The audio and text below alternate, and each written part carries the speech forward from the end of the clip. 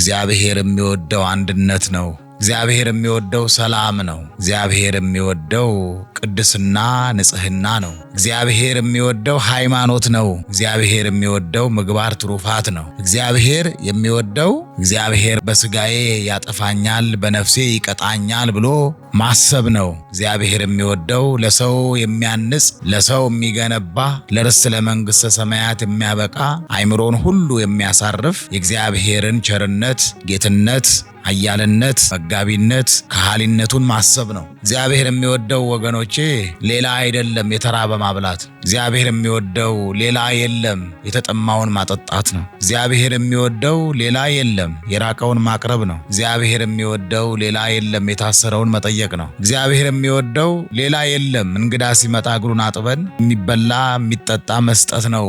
እንግዳን መቀበል ነው። እግዚአብሔር የሚወደው ሌላ የለም ሕንፃ እግዚአብሔር የሆነውን አርአያውና አምሳሉ የሆነውን የሰውን ልጅ ማክበር ነው፣ መውደድ ነው። ጠዋት የከበረው ስማችን ከሰዓት ይጎድፋል። ጠዋት በበጎ የተነሳው ስማችን ከሰዓት በክፉ ይነሳል። ጠዋት በምጽዋት የተነሳው ስማችን ከሰዓት በዝርፊያ ሊነሳ ይችላል። የኛ ስም የሚለወጥ ነው። የኛ ስም የሚያረጅ ነው። ማለት በሕገ እግዚአብሔር በትእዛዘ እግዚአብሔር ካልኖርን፣ በሃይማኖት በምግባርና በትሩፋት ካልታነጽን፣ በፈሪሃ እግዚአብሔር በአምልኮተ እግዚአብሔር ካልጸናን፣ የእግዚአብሔር ባለሟል ካልሆንን ስማችን ፈራሽ ነው። ስማችን የሚያረጅ ነው። ስማችን የሚለወጥ ነው። እንደ ጉምተኖ፣ እንደ ጢስተኖ፣ እንደ ትቢያ በኖ የሚጠፋ ስም ነው ያለን። ከእግዚአብሔር ጋር ካልሆንን፣ እግዚአብሔር ከኛ ጋር ካልሆነ፣ በሕይወታችን ሙሉ እግዚአብሔር ከኛ ጋር ካልሆነ የተሸከምነው የሰማይ ስባር የሚያክል ስማችን ጠፊ ነው፣ ተለዋጭ ነው፣ የሚያረጅ ነው። ስም አጠራራችን ከቶ አይታወቅም ከእግዚአብሔር ውጪ ከሆነ። ለቅዱሳን ነቢያት፣ ለቅዱሳን ሐዋርያት፣ ለቅዱሳን አበው ግን መታሰቢያ ተደርጎ ይሰጣል። ከየት የመጣ ከተባለ በትንቢተ ኢሳይያስ ምዕራፍ 56 ቁጥር 4 ላይ ሰንበቴን ለሚጠብቁ እኔም ወደውን ስራ ለሚሰሩ በቅጽሬ በቤቴ መታሰቢያ ቦታ እሰጣቸዋለሁ። ከሴቶችና ከወንዶች ልጆች ይልቅ ያማረ የተወደደ ከፍ ከፍ ያለ ስም እሰጣቸዋለሁ እንዳለ ስም ይሰጣቸዋል ማለት ነው። ቦታ ይሰጣቸዋል ማለት ነው። በቅጽሩ በቦታ ለዛ ነው የቅድስት አርሴማ ጸበል፣ የቅድስት አርሴማ ታቦት የሚባለው መታሰቢያ ነው። የቅዱስ ሚካኤል ቤተክርስቲያን፣ የቅድስት ማርያም ቤተክርስቲያን የሚባለው ለዛ ነው፣ መታሰቢያ ነው። ሰው እንኳን ለልማዱ እኮ ትልቅ ፎቅ ገንብቶ በልጁ ስም ይሰይማል። ባለቤትነቱ ግለሰቡ ነው። የሰራውን ህንፃ ግን በልጁ ወይ በሚስቱ ወይ በቤተሰቡ በሚወደው ይሰይማል ማለት ነው። ስለዚህ የቅዱስ ሚካኤል ቤተክርስቲያን ብንል፣ የቅዱስ ገብርኤል ቤተክርስቲያን ብንል፣ የቅድስት ማርያም ቤተክርስቲያን ብንል መታሰቢያ ተደርጎ በቤቴ በቅጽሬ ለዘለዓለም የሚሆን ከሴቶች ልጆችና ከወንዶች ልጆች የበለጠ ለዘለዓለም የሚሆን የማይለወጥ ስምና ቦታ ሰጣችኋለሁ ብሏል። ለምሳሌ እግዚአብሔር ካልን በኋላ ቅዱሳን እንጠራለን። ይሄ ስማቸው ነው፣ አይቀርም።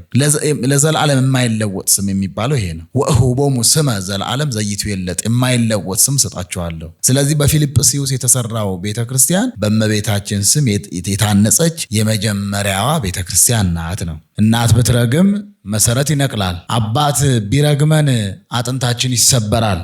በእውነትና በቅንነት ለወላጆቻችሁ ታዘዙ። ምክንያቱም ለእናት ለአባት መታዘዝ ሰማያዊ በረከትም ጭምር ነው። ለወለደችን ለእናታችን ላሳደገን ለአባታችን መታዘዝ በእግዚአብሔር ዘንድ ዋጋ አለው፣ በረከት አለው፣ ጸጋና ክብር አለው። በዚህ ሰዓት ላይ ከእናት ከአባት ያፈነገጡ ልጆችን መመልከት የታወቀ ነው። እኛ ግን የምናስተምራችሁ የምንመክራችሁ እድሜያችሁ በምድር ላይ እንዲረዝም በምድር ላይ በረከትን እንድታፍሱ የእናት የአባታችሁን ትእዛዝና እናት አባታችሁን መታዘዝን ችላ አትበሉ። ምክንያቱም ለእናታችን ስንታዘዝ ለአባታችንም ሲጠራን አቤት ሲልከን ወዴት ስንል እድሜያችን በምድር ላይ ይረዝማል። ያለበለዚያ ግን ለእናትና ለአባት ባለመታዘዝ ጠንቅ ብዙ ፈተና ይመጣል። እናት ብትረግም መሰረት ይነቅላል፣ አባት ቢረግመን አጥንታችን ይሰበራል። ይህንን በተመለከተ ሐዋርያው ቅዱስ ጳውሎስ ለቆላስይስ ምዕመናን በምዕራፍ 3 ቁጥር 20 ላይ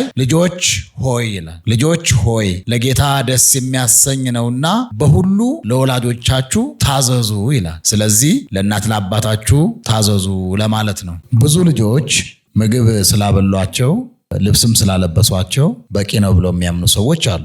አባትና እናትም ምግብ ስለሰጠ ልብስ ስላለበሰ ወይ ደግሞ የትራንስፖርት ሳንቲም ስለከፈለ ለልጁ ትልቅ ነገር ያደረገ ይመስለዋል። የሚመስልበትም ጊዜ መጥተዋል። እኔ ለልጆች ይሄ ብቻ በቂ ነው ማለት አይደለም። ልጆች የአባታቸውና የእናታቸውን መዓዛ ማሽተት አለባቸው። ወላጆች ልጆቻችሁን ፀጉራቸውን ዳበስ እያደረጋችሁ መርቋቸው። የእግዚአብሔር መንፈስ እነርሱ ጋር እንዳለ በሕይወታቸው ብዙ ውጣ ውረድ እንኳን ቢገጥማቸው አሸናፊዎች እንደሆኑ የእግዚአብሔር ጥበቃና ረድኤት ከእነርሱ ጋር እንደሆነና እናንተም እንደ አባትና እንደ እናት መከታ እንደሆናችኋቸው ንገሯቸው። እንዲያው ቁራሽ እንጀራና ጭብጥ ቆሎ ስለሰጣችሁ በቃ የወላጅነት ኃላፊነት ተወጣን ብላችሁ ባታስቡ ጥሩ ነው። በኑሯችን ሁሉ የሕይወታችን መርህ አድርገን እንድንከተላቸው የሚገቡ አንዳንድ ነገሮችን ልንገራችሁ። የመጀመሪያውና ዋነኛው የንስሐ ሕይወት ሊኖረን ይገባል። የመጀመሪያው ዋናው። ሁለተኛው ደረጃ ደግሞ ስጋው ደሙ መቀበል። ሶስተኛው በጸሎት መትጋት።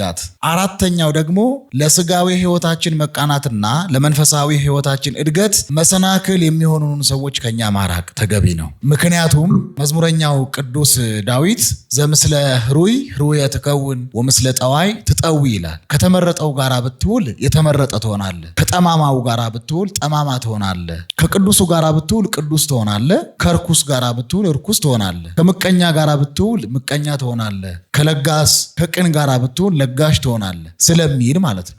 ድክመቱን ያመነ ማለት ነው።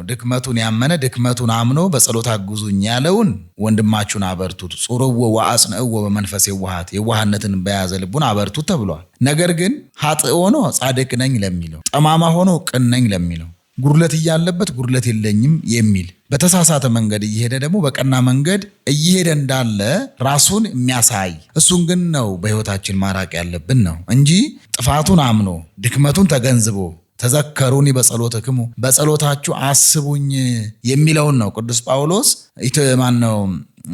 ጳውሎስ ጹርዎ ወለእመቦ እምኔክሙ ዘስሕተ ጹርዎ ወአጽንዕዎ በመንፈስ የዋሃት ይላል። ከእናንተ መካከል አንዱ ሸክም ቢኖርበት ማለት ቢበድል ወይ ደግሞ የምግባር ድሃ ቢሆን አለ ጹርዎ የዋህነትን በያዘ ልቡና ተሸከሙት ይላል። ለነፍሳችን እረፍት ለማግኘት ልቦናችንም ደግሞ ጤናማ እንዲሆን ሁልጊዜ በልቦናችን በሐሳባችን በጎን ነገር ማሰብ ጥሩ ነው። ለልብ ጤንነት፣ ለአይምሮ ሰላም በጎ ነገርን ማሰብ፣ መልካም ስብዕናና ትሁት ልቡናን ገንዘብ ማድረግ ያስፈልጋል። ምክንያቱም በልቦናችን ክፉ ሐሳብ፣ ክፉ ምኞት ስናወጣ ስናወርድ ልባችን ይታመማል፣ አይምሮአችንም ይቆስላል።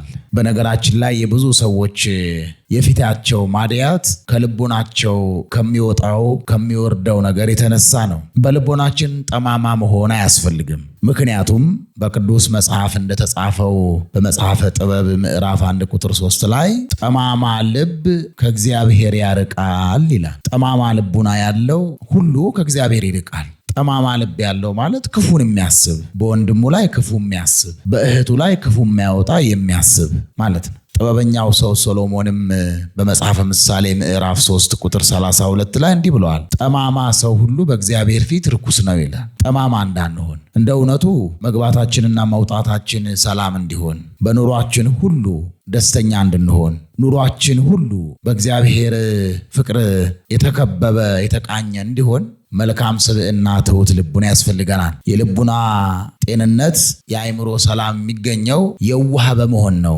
ትሁት በመሆን ስለሆነ ያኔ ለነፍሳችን እረፍትን እናገኛለን። ልቦናችን ያርፋል ማለት ነው። ለዛ ነው አምላካችን ክርስቶስ በማቴዎስ ወንጌል ምዕራፍ 11 ላይ ከእኔም ተማሩ እኔ የዋህ በልቤም ትሁት ነኝና ለነፍሳችሁም እረፍትን ታገኛላችሁ ይላል። እረፍት ለማግኘት የዋህ መሆን፣ እረፍት ለማግኘት ትሁት መሆን ያስፈልጋል። ልቦናችንን በትህትና ሰውነታችንን በየዋህነት እንድናጥር ያስፈልጋል። ኑሯችን እንዲቃና ሕይወታችን እንዲሰምር ማለት ነው። አትቸኩሉ።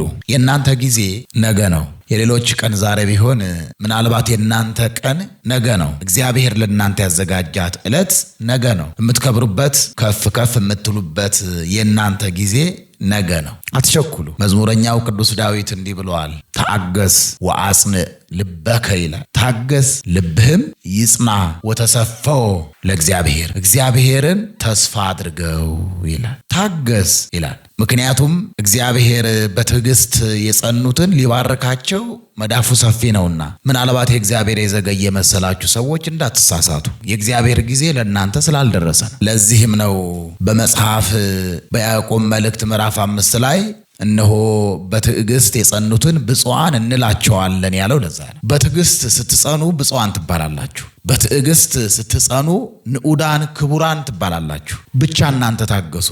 ጸጥ ብላችሁ እግዚአብሔርን ታገሱት። ልቡናችሁን ይፈውሰዋል፣ ሕይወታችሁን ይባርከዋል። አጠረ ያላችሁት ይረዝማል፣ ጎደለ ያላችሁት ይሞላል፣ የተራቆተው ይለብሳል፣ የራቀው ይቀርባል። እናንተ ብቻ ታገሱ። በሀገራችን በገጠሪቱ አካባቢ ያሉ ምሁራን የሆኑ አባቶቻችን እንዲህ ይላሉ፣ የእግዚአብሔር ወፍጮዎች በዝግታ ሲፈጩ አድቅቀው ይላል። የእግዚአብሔር ቀን የዘገየ ይመስላል። የኛ ቀን ግን ሲደርስ እግዚአብሔር እንዲደረግልን እንዲሆንልን ያሰብነው ብቻ ሳይሆን ያላሰብነውም በጎ ነገር በመስጠት እግዚአብሔር ያረሰርሰናል። እንድትታገሱ ያስፈልጋችኋል። አትፍሩ። ምክንያቱም በጊዜ በቦታና በሁኔታ የማይወሰን እግዚአብሔር ከኛ ጋር ነው። በመጽሐፍ እንደተጻፈው ሰዋዊ ሐሳብ ተፈጥሯዊ አደጋ እንኳን በሕይወታችን ቢኖር ምዕመናን እንዳትፈሩ፣ እንዳትደነግጡ። ሰዎች የሚያበዙባችሁ የሕይወት ጫና ካለ ከተፈጥሮም አደጋ የተነሳ የተከሰተባችሁ የሕይወት ውጣውረድ እንኳን ቢኖር አትፍሩ። ምክንያቱም እግዚአብሔር ከኛ ጋር ስለሆነ። ሰዋዊ ሐሳብ ላደከማችሁ ሰዎች ቅዱስ ዳዊት እንዲህ ይላቸዋል፣ ወበእግዚአብሔር ተወከልኩ ኢይፈርህ ይላል። በእግዚአብሔር አመኛለሁና አልፈራም ይላል። በእግዚአብሔር ተደግፍ ያለሁና አልፈራም አልሰጋም ይላል። ምንተ ይሬስየኒ ዘሥጋ፣ ሰው ምን ያደርገኛል ይላል። ምናልባት የሰዎች ደንደስ በእናንተ ላይ የጸና የመሰላችሁ ሰዎች እንዳትፈሩ፣ እንዳትሰጉ፣ እንዳትደነግጡ። ጊዜው ባመጣው ሁኔታው በፈጠረው ጉዳይ እንዳትደነግጡ። እንዲህ አይደል የተባለው በማርቆስ ወንጌል ምዕራፍ 5 ላይ እመን እንጂ አትፍራ ነው የተባለው። ሌላም አምላካችን ክርስቶስ በዮሐንስ ወንጌል ምዕራፍ 14 ቁጥር 1 ላይ ኢይትሃወክ ልብክሙ እመኑ በእግዚአብሔር ወእመኑ በየ ነው ያለው። ምን ማለት ነው? ልባችሁ አይሸበር፣ አይታወክ፣ በእኔ እመኑ፣ በባህሪ አባቴ በአብም እመኑ አለ። እመኑ ማለት እግዚአብሔር ያሻግራል፣ እግዚአብሔር ይጠብቃል፣ እግዚአብሔር በነፍስ በስጋ ይመግባል፣ እግዚአብሔር ወጥመዱን ይሰብራል፣ እግዚአብሔር የሰዎችን ክፉ ሐሳብ ከኛ በታች ያደርጋል ብላችሁ በእኔ ተመኩ ማለት ነውና እንዳትፈሩ። እንኳን ደስ አላችሁ። ምናልባት ዛሬ ምን ተገኝቶ ነው እንዳትሉኝ፣ በሕይወት ስለቆያችሁ፣ በጤንነት ስለቆያችሁ፣ መውጣታችሁና መግባታችሁ ሁሉ በእግዚአብሔር ቸርነት ስለሆነ ሰዎች የመከሩብን ሳይሆን እግዚአብሔር የመከረልን እግዚአብሔር ያቀደልንን ሕይወት፣ በረከት፣ ደስታ፣ ሰላም፣ አንድነት ስለበዛልን ሙሉ አካላችን ጤና ስለሆነ በዛሬው ዕለት ሆስፒታል ስላልገባን በኦክሲጅን ስላልሆንን የዛሬውን አየር ስለማግን በሕይወት ስለቆየን እንኳን ደስ አላችሁ። ምናልባት እናንተን የእግዚአብሔር ልጆች ምዕመናንን እንኳን ደስ አላችሁ ለማለት ከኔ ትንሣኤን አትጠብቁ፣ ልደትን አትጠብቁ፣ ወይም ዘመን መለወጫን አትጠብቁ። እኔ ሁል ጊዜ እንኳን ደስ አላችሁ እላችኋለሁ። ሐዋርያው ቅዱስ ጳውሎስ ለፊልጵስዩስ ክርስቲያኖች ደስ ይበላችሁ ይላቸው ነበረ። በፊልጵስዩስ መልእክቱ ምዕራፍ 4 ቁጥር 4 ላይ ሁል ጊዜ በጌታ ደስ ይበላችሁ፣ ደግሜ እላለሁ ደስ ይበላችሁ ይላል። እና ደስ ይበለን ዛሬን ስለደረስን የዛሬውን ምሽት በአልጋችን ላይ ሳንቀር ሙሉ አካላችን ጤናማ ሆኖ በመንቃታችን ከምንወዳቸው ሰዎች ጋር በመገናኘታችን ዓለምና ወገኖቿ የዘረጉትን ወጥመድ ሰባብረን በአምላካችን ክርስቶስ ጥበቃ ለዚህ ዕለት በመድረሳችን ደስ ይበላችሁ። እልፍ በቀኝ እልፍ በግራ ከፊት እልፍ ከኋላ እልፍ በቅዱሳን መላእክት እየተጠበቅን በመኖራችን ደስ ይበላችሁ። ጸሎቱ፣ ቅዳሴው፣ መስዋዕቱ፣ አገልግሎቱ በዚህ ሁሉ እግዚአብሔር ስለባረከን ደስ ይበላችሁ። የሚመርቁን አበው ካህናት፣ የሚባርኩን ሊቃነ ጳጳሳት፣ አይዟችሁ ብለው የሚያስተምሩን ዲያቆናት፣ ሰባኪያን ስላሉን፣ አሳራቂ ሽማግሌዎችን በመካከላችን ስላሉ ደስ ይበላችሁ፣ ደስ ይበላችሁ። በጾማችሁ ቀን ፈቃዳችሁን ታደርጋላችሁ፣ ሰራተኞቻችሁንም ሁሉ ታስጨንቃላችሁ። እነሆ ለጥልና ለክርክር ትጾማላችሁ፣ በግፍ ጡጫም ትማታላችሁ። ድምፃችሁንም ወደ ላይ ታሰሙ ዘንድ ዛሬ እንደምትጾሙት አትጾሙም። እኔ የመረጥኩት ጾም ይህ ነውን? ሰውስ ነፍሱን የሚያዋርደው እንደዚህ ባለ ቀን ነውን? በውኑ ራሱን እንደ እንግጫ ዝቅ ያደርግ ዘንድ ማቅንና አመድንም በበታችሁ ያነጥፍ ዘንድ ነውን? በውኑ ይህን ጾም በእግዚአብሔርም ዘንድ የተወደደ ቀን ትለዋለህ? እኔስ የመረጥኩት ጾም ይህ አይደለምን? የበደልን እስራት ትፈቱ ዘንድ፣ የቀንበርንስ ጠፈር ትለቁ ዘንድ፣ የተገፉትንስ አርነት ትሰዱ ዘንድ፣ ቀንበሩንስ ሁሉ ትሰብሩ ዘንድ አይደለምን? እንጀራህንስ ለተራበ ትቆርስ ዘንድ፣ ስደተኞቹን ድሆች ወደ ቤት ታገባ ዘንድ፣ የተራቆተውንስ ብታይ ታለብሰው ዘንድ፣ ከሥጋ ዘመድህ እንዳትሸሽግ አይደለምን ብሎ እስራኤልን ሲኮንናቸው ታያል። እንደምታውቀው ብዙ ሰው ጾም የሚመስለው ከምግብ መከልከል ነው። ወተት አለመጠጣት፣ ስጋ አለመብላት፣ ወይንና ውስኪ አለመጠጣት፣ እንቁላል አለመብላት፣ አለማጌጥ፣ ጸጉሩን አለመላጨት፣ መንጨብረር፣ ጥፍሩን አለመቆረጥ፣ ንጽህናውን አለመጠበቅ፣ አዳፋ ልብስ መልበስ፣ ትሑት መስሎ መታየት። ሰው ጾም ብሎ አይምሮ ላይ ያስቀመጠው ይሄ ነው። ጾም ማለት ይሄ አይደለም። ፈቃድህን ሙሉ የምታደርግ ከሆነ ምኞትህን ሙሉ የምትፈጽም ከሆነ እየጾምክ አይደለም። እግሮቹ በዓለማዊ በስጋዊ በደማዊ ነገር ከተሰነካከሉ እየጾመ አይደለም። ሙሉ በውስጥ ያለውም በውጭ ያለውም ማንነቱ ለእግዚአብሔር ካልተገዛ እየጾመ አይደለም። በእንዲህ ያለ ህይወት ላሉትን የምለው መቅደም ያለበትን አስቀድሙ ነው። ዋጋ የለውም። ስለምንጾመው ጾም እግዚአብሔር ግድ አይሰጠውም። እግዚአብሔር በግሩፕ አይጠይቅ። አሁን ብዙ ጊዜ አይተህ ከሆነ ቅዳሴያችን በግሩፕ ነው፣ ክብረ በዓላችን በግሩፕ ነው፣ ጾማችን በአዋጅ ነው። ብዙ ነገሮቻችን ህብረታዊ ናቸው። እነዛ ህብረታዊ ይጎዳሉ ማለት አይደለም። በህብረት የሚደረግ ማንኛውም አምልኮ በረከት አለው። ነገር ግን በዛ ማህበር ታቅፈ አብሮ እየጾሙ አብሮ እየጸለዩ አብሮ እያስቀደሱ በዛ ባለበት ህይወት ራስክን ችለ ደግሞ ተነጥለ በክርስቶስ ፊት ስትቆም ለጽድቅና ለዘላለማዊ ህይወት የማያበቃ ምግባር ካለ በግልህ የምትጠየቀው ማለት ነው። ያ በህብረት ያደረግከው አምልኮ ዋጋ የለውም ማለት ነው። ምን ለማለት ነው?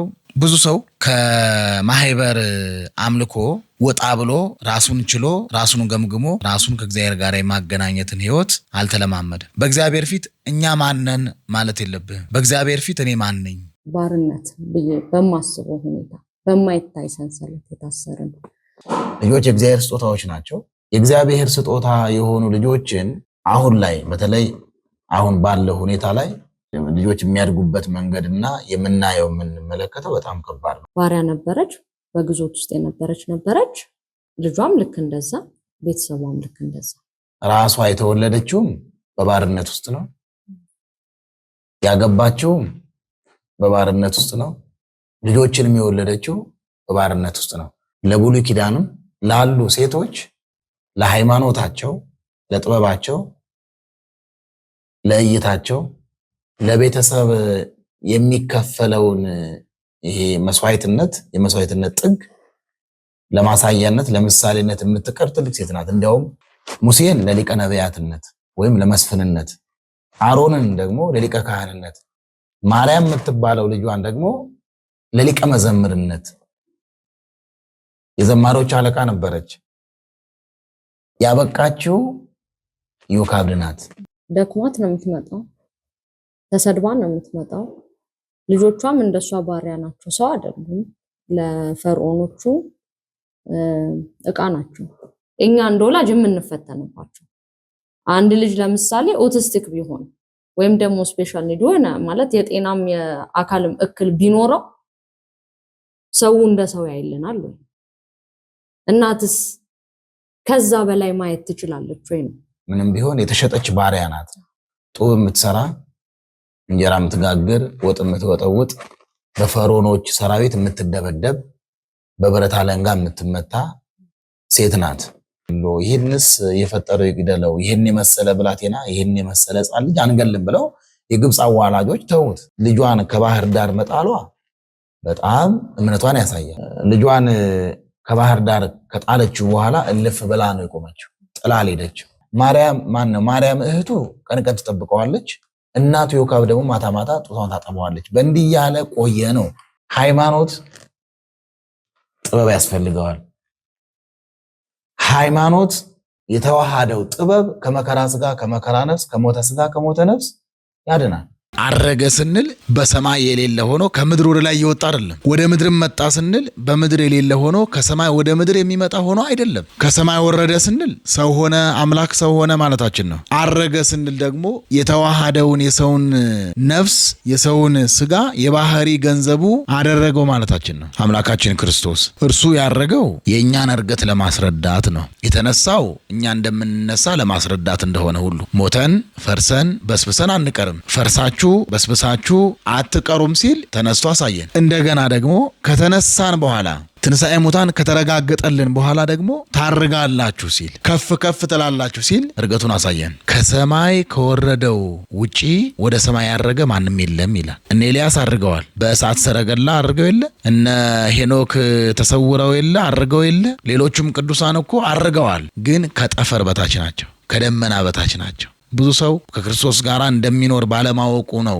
ዛሬ በምድር ላይ ከማይሆን ጋራ መኖርን የመረጠው። ከክርስቶስ ጋር እንደምንኖር ከክርስቶስ ጋር በመንግስተ ሰማያት እንደምንኖር ካወቅን በዚህ ዓለም ላይ ከማን ጋር መኖር እንዳለብን እናውቃለን። ቅዱስ ጳውሎስ ልሄድ ከክርስቶስም ጋር ልኖር እናፍቃለሁ ያለው ለዚህ ነው። መኖሪያችን በእርሱ ዘንድ ነው። የምንኖረው ከክርስቶስ ጋር ነው። በዛ ከክርስቶስ ጋር በምንኖርበት በረቂቅ ዓለም በብርሃናማው ዓለም በዚህ ዓለም ያሉ ስርዓቶች የሉም። ከእርሱ ጋር መኖር ሰላም ነው፣ ዘላለማዊነት ነው፣ ብርሃን ነው፣ ጌትነት ነው፣ ክብር ነው፣ ጸጋ ነው፣ ስርየት ነው፣ ልጅነት ነው። ከእርሱ ጋር መኖር በኋላ ዘመን ከፍ ከፍ እንላለን፣ እናርጋለን፣ ከእርሱ ጋር እንኖራለን። ምናልባት ከሳምንት በኋላ በዓለ ዕርገትን እናከብራለን።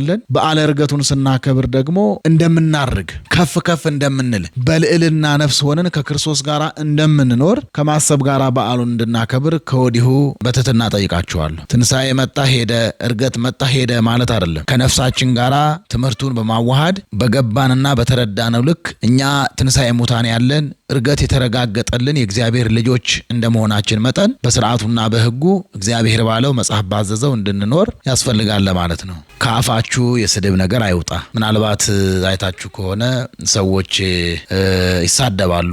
ከአጸያፊ ስድባቸውም የተነሳ የብዙ ሰዎች ሕይወት ይበላሻል። ምናልባት በቅርቡ እንኳን አንድ ልጅ በሚዲያ የምትከተላቸው ልጆች ከስር ከሚሰድቧት ስድብ የተነሳ ራሷን እንዳጠፋች ሰምተናል። ስድብ ለእግዚአብሔር ልጆች አይመጥንም። ክርስቲያን አይሳደብም። ክርስቲያን አንደበቱ ቁጥብ ነው። ክርስቲያን ሰው ሁሉ የሚድንበትን እግዚአብሔር የሚከብርበትን ብቻ ይናገራል እንጂ የመርገም፣ የርኩሰት፣ የክዳት፣ የሽንገላና የጠማማነት መሰረት የሚሆኑ ቃላትን አይወረውርም። ክርስቲያንና አንደበታችንን እንድንቆጥብ ያስፈልጋል። ክርስቲያን አይሳደብም። በዚህ በአንደኛ ሳሙኤል ምዕራፍ 2 ላይ ኢይጻ አብይ ነገር እምአፉክሙ ይላል። እስመ እግዚአብሔር ማእምር ውእቱ፣ ከአንደበታችሁ የትዕቢት ነገር አይውጣ ይላል። የእርግማን ነገር፣ የርኩሰት ነገር፣ ሰውን የሚያስከፋ፣ ሰውን የሚያስደነግጥ፣ የሰውን ልቡና የሚሰብር፣ እግዚአብሔርን የማያከብር፣ ለሰው በጎነት የማይጠቅም፣ ሰው የማይታነጽበት፣ ለሰው የማይጠቅም ነገር ከአንደበታችሁ አይውጣ። አብይ ነገር፣ ሰውን ሰብሮ የሚጥል፣ ሰውን የሚጎዳ፣